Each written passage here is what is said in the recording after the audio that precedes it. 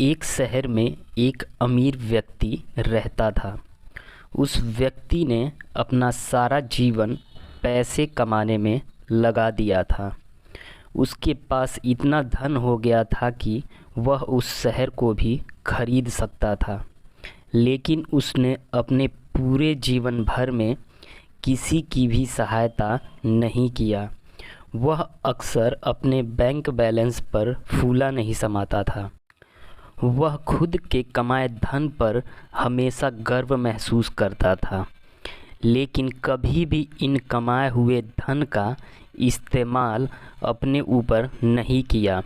यहाँ तक कि उसने इन पैसों से कभी भी अपने मन मुताबिक कपड़े, भोजन या अन्य इच्छाओं पर खर्च नहीं किया।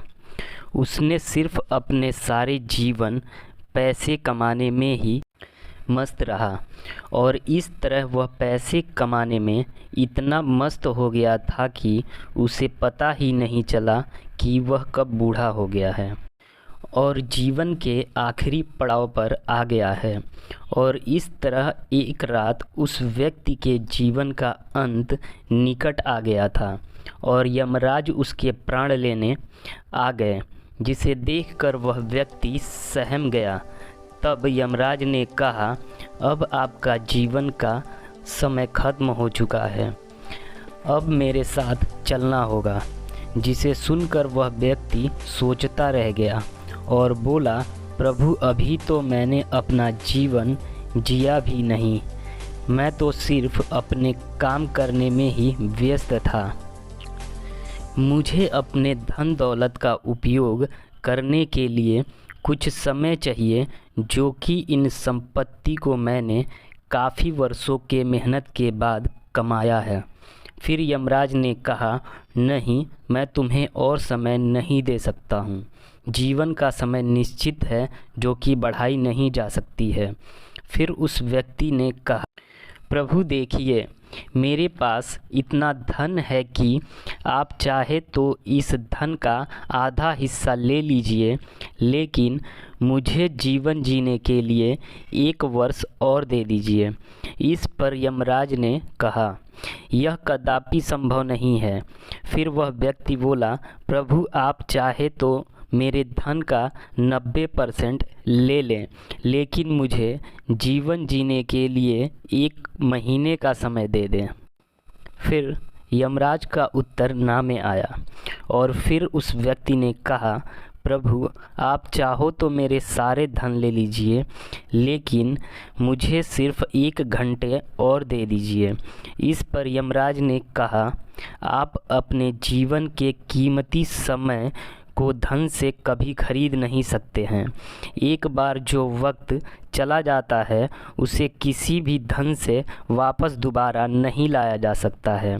इस प्रकार उस व्यक्ति, जो कि अपने धन पर बड़ा अभिमान था, आज वह सब व्यर्थ लगने लगा था और इस प्रकार अपने जीवन के बहुमूल्य समय को यूं ही धन कमाने में बिता दिया था। आज वही धन इस समय को रोक नहीं सकते हैं।